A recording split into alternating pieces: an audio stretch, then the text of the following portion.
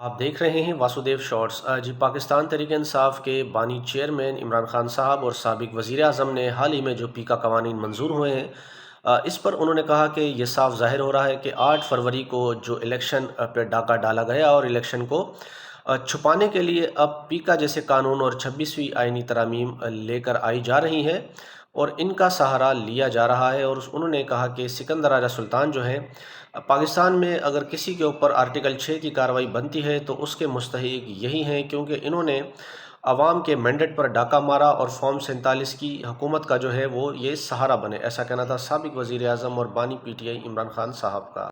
उसके अलावा दूसरी खबर यह है कि पाकिस्तान तहरीक इंसाफ ने 8 फरवरी को लाहौर में मीनार पाकिस्तान में जलसा करने के लिए इजाज़त तलब कर ली है।